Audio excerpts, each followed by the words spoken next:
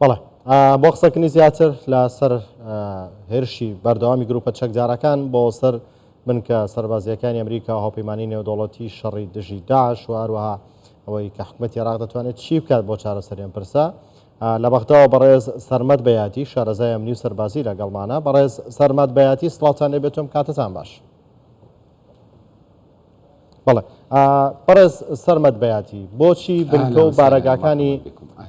ئەمریکا هاوپەیمانان لە عێراقا کرێنە ئامانج پاڵنەرەکان چی؟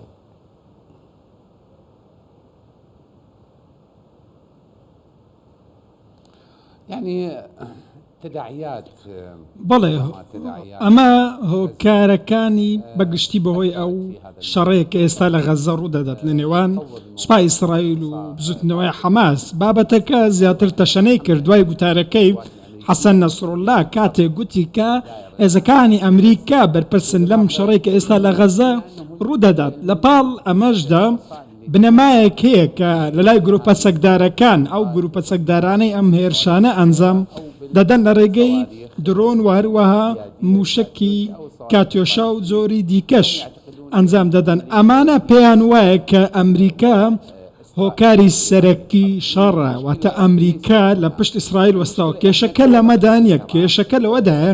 ئێمە بارودۆخمان لە عێراقدا بۆ خۆمان وەکو عێراق یارمەتی غەزەماندا ئێستاشی لەگەڵدا بێت هەڵوێستی حکوومەتی فیدرال و حکوومەتی هەرێمی کوردستانیش هەڵوێستێکی ڕوونە کە ئێمە رازینین بەو بردومانە کە لە غەزە دەکرێت ئەمە هەڵوێستی هەموو عێراقە بابەتەکە ڕوون و ئاشکرایە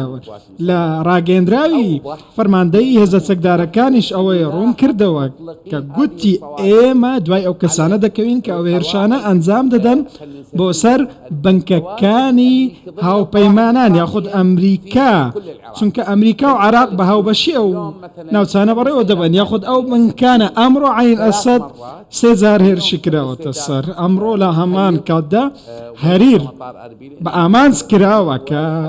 لەوێش پێشتر بنکەی ئەمریکا بووە ئێستاشی لەگەڵدا بێت ئەو ناوچەیە ئاگری لێ چونکە سوتەمەنی لەو ناوچەیە سوتاوە هەرچەندە دەبینین کە بەڕێ سەرۆکوەزیرانی عێراق ئێستا لە هاوینە هەواری پیرمامە و لەگەڵ سەرۆکوەزیرانی هەرێمی کوردستان و هەروەها سەرکردەکان کۆبووتەوە ماوەی نێوان هەریر و ئەو ناوچەیەش نێزیکە سەرۆکوەزیرانی عێراق لەو ناوچایەیە لە هەریریش بە ئامانج کراوە ئەم بابەتە بەڕاستی بووەتە مای شەرم بۆ حکوومەتی عێراقی بەڵێ برێز بەیاتی گەلو حکوومەتە عێراقی نکارە ڕێگریە لڤان کاران بکە کۆنتڕۆڵا ڕەوشێ بکە و ئەv هێزên ku dikin gelo hêzên yasayî ne hêzên neyasayî ne û hikûmeta Iraqê çi rêgiriyê dikare di vê mijarê de bike ferm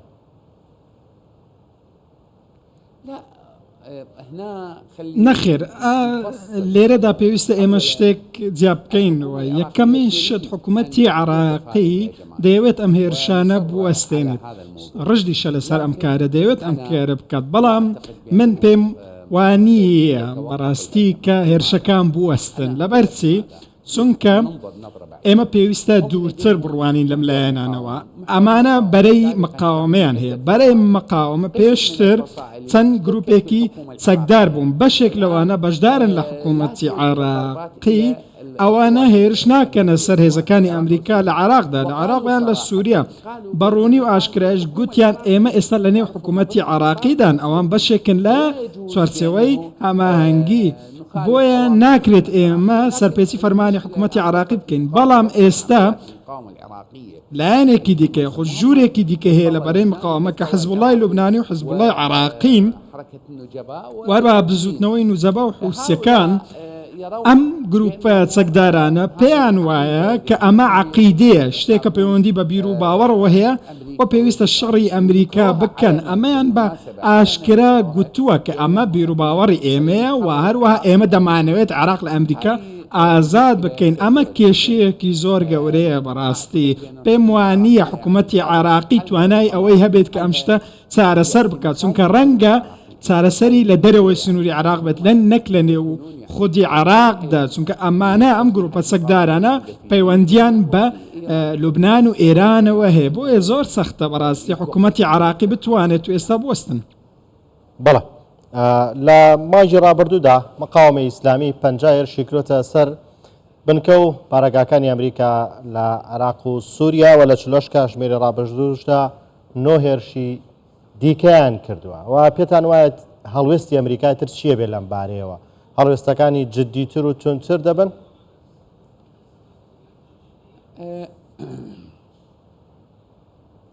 شوف بايدن سەرۆکی ئەمریکا بەڕاستی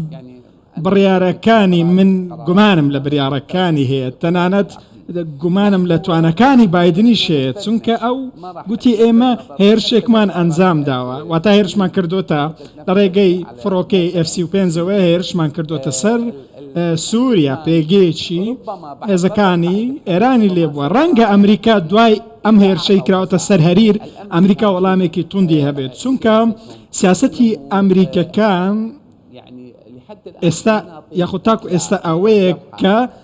برینداری سووکیانداوە بەڵام پێم وایە ئەگەر خەڵک لە ڕیزەکانیان بکوژرێت وەڵامی زۆر توندیان دەبێت لە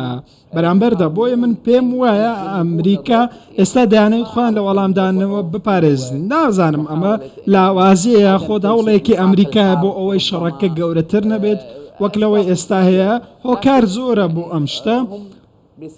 بەڵام بەڕاستی بەرامبەر هێرشیان دەکرێتە سەر بە بەردەوامی لە دوێنێەوە تاکو ئەمڕۆ یاخود تاکو ئەم شەو من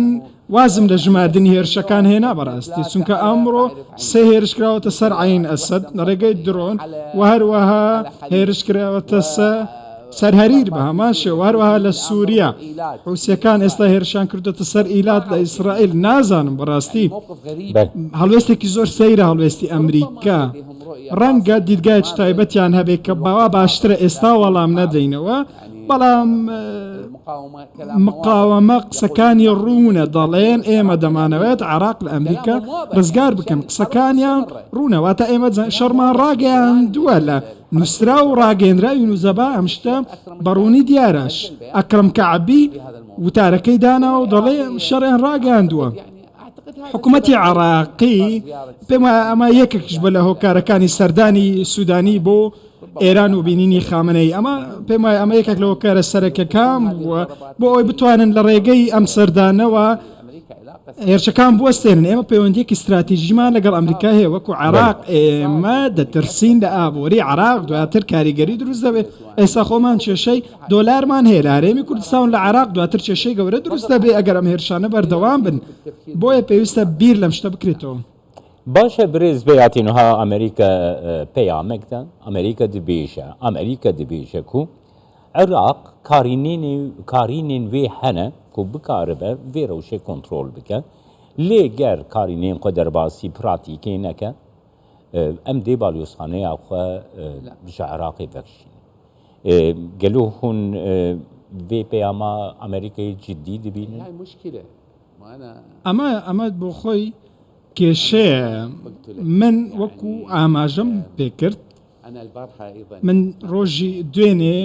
لەگەڵ چەند لایەنێک ئەم پرسەمان باس کرد لەگەڵ چەند کەسێکی نزیک لە هێزە چەکدارەکانیش ئەم شتم باس کرد وتم حکوومەت بەڕاستی ئێستا شەرم لە خۆی دەکاتەوە لە بارودۆخێکی زۆر ناخۆش دەیە حکوومەت دەیەوێت هەڵوێستێک وەڵگرێ ناوێت تووشی ئەم شەڕە ببێت ناوێت نامانەوێت ئێمە بچینە شەڕی غەزەوە بۆ خۆمان کێشەمان زۆرە ئابووری ئێمە زیانی پێدەکەوێت هاوڵاتی عێراقی زەرەرمەند دەبێت دەلای کێشەی موچە و دۆلار و هەروەها بودجە ئێمە لە ڕووی دراوەوە ئێستا پەیوەندیمان بە بانکی فیدرالی ئەمریکاوە هەیە ئەمە کێشەیەکی زۆر گەورەیە هیوادارم گروپە چەکدارەکان لەم شتە تێبگەن من وەکو گوتم ینی حکوومەتی عێراقی لە توانایدا نییە مەگەر فشارێک لەلایەن تەواوی چوارچێوەی هەماهانگی هەبێت بۆ ئەوەی گروپە چەکدارەکان ناچار بکەن لە حەزبوڵڵا و نووزەبا هێرشەکانیان بوەستێنن واتە فشارێکی گشتی هەبێت لە هەمان کاتدا پێشبینی ئەوەش دەکەم چونکە وەکو گوتم ئەمانە ڕاستەوخۆ پەیوەندیان بە بەرەی بەرەنگاریوە هەیە ئاگەر لەم وەستم تێبگەن ژووری ئۆپەراسیۆنەکان پێک هاتووە لە نووزەبا و حەزبوڵڵا هەروە حەزبوڵڵای لوبنان و حوسیەکان ئەمانە ڕاستەوخۆ فەرمان لە ناوەندێکەوە وەردەگرن بۆ کارکردن بەیەکەوە کار دەکەن. ئەمانە خۆیان بە مرۆڤی سنوور بڕدەزانن، واتە ئەرزش بۆ سنوورەکان دانانێن بەلای ئەوانەوە گرنگ شەڕی ئەمریکا بکەن، چونکە لای ئەوان ئیسرائیل و ئەمریکا یەک شتە دوور و یەک دراون. بەڵام کێشەی ئێمە ئێمە وەکو عێراق ڕێکەوتی چوارچێوەی استراتیژیمان لەگەڵ عێراق ئێمە کێشەی زۆر گەورەیە. بەڵێ ئێستا عێراق چی بکات؟ چۆن خۆی ڕزگار بکات لە پریشتی یاگری جەنگی ئیسرائیل و حەماس؟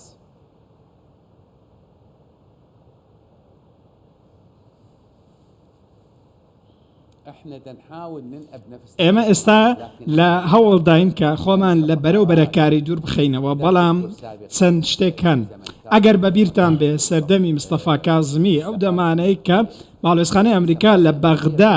هێرشی دەکرێت سەر ئەوان بیریان لەوە کردەوە کە ڕوو لە هەولێر بکەن و بەهۆی ئەم هێرشانەوە تاکو ئێستا ینی 16 باڵێزخانەی ئەوروپی لە بەغداد کۆبوونەوە لە باڵێزخانەی بەریتانیا کۆبوونەوە، گوتیان ئەگەر ئەمریکا بگوازێتەوە ئێمەش هەمومان دەگوازینەوە ڕوو لە هەولێر دەکەین. ئەمە حکوومەت دەبێ بزانێ ئەمە مەترسیە، دواتر دەچێتە تونێلێکی تاریکەوە. ئەگەر باڵێزخانەکان هەمویان لەو ناوسانە نەمێنن کێشەی بۆ دروست دەبێت. لە کاتێک داوان ئێستا هێرش ناکەنە سەر باڵێزخانەی ئەمریکا، بەڵام ئەمریکا دەڵێت ئێمە بە سەلامەتی ناکەین، ئەساکەین لە نێو عێراق و لە بەغدە سەلامەت بین، چونکە ئێستا ڕەنگە بەڕێز محەممەد شیع سوودانی کە ڕووی لە هەولێر کردووە بۆ ئەوە هاتوێت کە چارەسەرێک بۆ ئەم شتە بدۆزێتەوە. هیوادارین وابێت هەرچەندە بەیاننامەکەی پێشتر ڕوون بوو، گوتوێتی ئێمە دوای ئەو کەسانە دەکەوین کە هێرشەکانیان ئەنجامداوە دەستگیریان دەکەین، بەڵام نازانم ئایا ئەو کەسانە دەستگیر کراونیانە ئایا دەتوانن یاخودنا ئەمەیە کێشەکە. برێز بەیاتی توزانێ یعنی gelek balkêş bû yani gava ku Mihemed Şia Sudanî Serokvezîrê Iraqa Federal hatî Hewlêrê ji bo çareseriya pirsgirêkan li Iraqê ji bo jiyanekî ewletir jiyanekî xweştir li Iraqê divê demê de êrişî Herîrê hate kirin gelo ev yek ne peyamik ji bo Mihemed Şia Sudanî jî bû tu çawa de nirxîne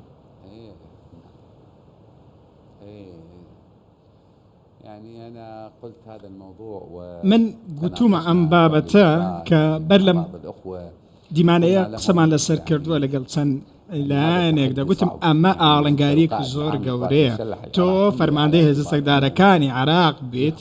تۆ بەرپرسی تەواوی سەربازی و هێزە ئەمنیەکانی عێراق بیت لە تەواوی عێراقدا و هەروەها تۆ لە شوێنێک بیت نزیک بێت لەو شوێنەی کە هێرشی کراوەتە سەر ئێوە دەزانن بەڕاستی هەرێر نزیکە لەو شوێنەی ئێستا سەرۆکوەزیرانی عێراق سەردانی کردووە. لەو کاتێک تۆ لە کۆبوونەوەدای سەرۆکوەزیرانی عێراق لەو ناوچەیە بێت سەرۆک بارزانی و تەواوی ئەو دایانانە لەگەڵیان کۆبەتەوە نزیک بۆ لەو ناوچەیە. ئەمە پەیامێکە بۆ هەموو جیهان دەبێت بزانێت، دەبێت جیهان لەوە تێدەگات کە دەڵێن بەڵێ سەرۆکوەزیرانی ئێوە لەو ناوچەیە بووە و هێرش کراوەتە سەر ئێمە. ئەمە پەیامێکە بۆ هەموو جیهان. ئەمە بەڵگەیە لەسەر ئەوەی کە مەترسیەکی زۆر گەورە لە ئارادایە، شتی گەورەتری ڕەنگە بەدووادا بێت. پێویستە ئەم شتە چارەسەر بکرێت، تەنانەت ئەگەر ناچاریش بین با ئێران یارمەتیمان بدەست. کێشەیەک لەوەدانیە گرنگەوەی ئەم کێشەیە چارەسەر بکرێ، باوەزیری دەرەوە بچێت پێیان بڵێت ئێوە پێویستە هێرشەکان بوەستێنن. بەڵام کێشەکە ئەوەیە کەسێکم بیست دەیگوت ئێمە فەرمان لە ئێران وەرناگرین، واتە لە ژووری ئۆپەراسیۆنەکانەوە وەریدەگرین. ئەمەش بۆ خۆی کێشەیەکی دیکێ کەواتە ڕێخستنەکە لەکوێدایە، چێ ئەم گروپە چەکدارانە ڕێک دەخێ. ئێستا ئەگەر ئامانجەکانیان پیرۆزە و ئەمریکا دەیانوێت باشە کێشە نییە، بەڵام ئەگەر ئەم ئامانجە کاریگەری نەرین لەسەر ئێمە هەبێت، کاریگەری وەکو عێراق لەسەر ئێمە هەبێت، ئێمە دەبێ بزانین کە عێراق کێشەیەکی زۆر گەورەمان هەیە،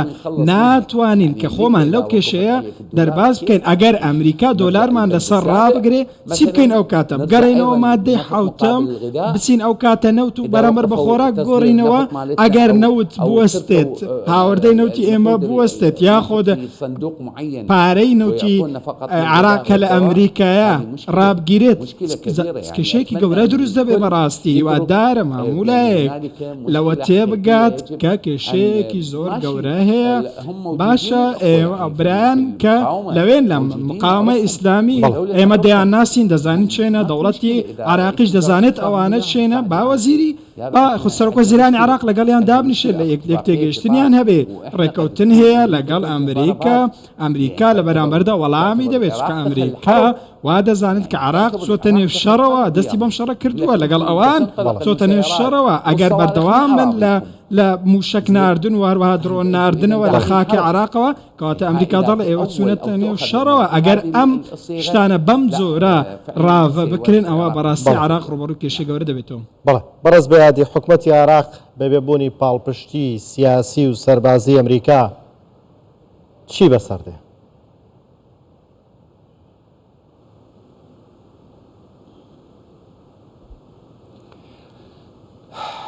هذه أيضا سؤال ئەمە بە هەمان شێوە پرسیارێکی زۆر زیرەکانە و مەترسیدارشە لە هەمان کاتدا ئێمە کێشەی ئێمە ئەوەیە کە زۆربەی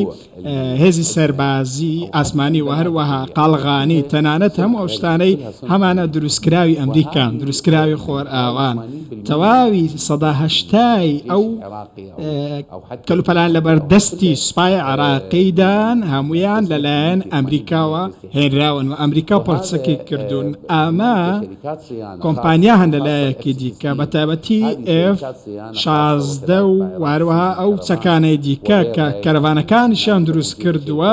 چەند کۆمپانیایەک دیکە شەنوەکو سپارتا و چەند کۆمپانیایەکی دیکە ڕاوێژکاری ئەمریکا هەن لە عراقدا یارمەتی هێز ئەمریکان دە من لە هەموو شوێنێک ئەم قسەیەم کردووە و گوتومە ئێوە تەواوی چەکتان لە خۆرئاوا هێناوە لە ئەمریکا هێناوتانە دەبێ ئێوە بزانن ئەگەر ئەم کۆمپانیایان نەبن کۆمپانیای پارچەکان نەبن ئێوە ناتوان ئەم شتانە بکرن چونکە ئەمە بازارێکی ڕۆشنێتەوە بچی چەک و فڕۆکەی لێ بکرێت ئەگەر نەتوان ئێمە ئەم شتانە بەدەست بێن هەمووی دەبێتە زبڵ بەڕاستی هیچ شتێکمان نامێنێت ئەمە پێویستی بە درێژە پێدانە دەبابەکان فڕۆکەکان پێویستی بە گفتوگۆیە ئەگەر ئەمریکا ئەم شتانە بە عێراق نەدات پارچەکان بە عێراق نەدات عراق چی دەکات بەڕاستی تۆ چی لە F-16 و ئەبرامزەکان دەکەی چی لە چەکەکان دەکەی ئەگەر پارچەکان هەموو دەبێت بە زبڵ هیچ بەهایەکی نامێنێت من وەکو گوتم ڕێککەوتنی چوارچێوە هەیە کە پێویستە هەموولایەک لەو شتە تێبگات پێوە پابەندێت وەلەوەش تێبگە کە ئەم چیرۆکانە یاخود ئەم شتانەی کە باسی دەکەین لە کۆبوونەوەی ئەنجومەنی وەزیران یاخود لە شوێنەکانی تر لە کۆشتی کۆماریش باسم کردووە لە هەموو شوێنێک گوتومە کە سەدا هەشتای چەکی ئێوە لە ئەمریکاوە هاتووە ئەمریکا بە ئێوەی دەدات لە دوای ساڵی 2023 بەڵێ سووریمان هەبوو ببورن ڕووسیمان هەبوو لە شوێنەکانی تر تەواو چیک و چین چیکۆسلۆڤاکیە بە هەمان شێوە ئێستا پێویستە ئەو وریابن بەڕاستی ئەم بابەتە زۆر مەترسیدار. بەێ gelek spas bote birêz Sermat Beyatî şarêzaya min û serbazîş Bexdayê gelme. سپاس بۆیەوە.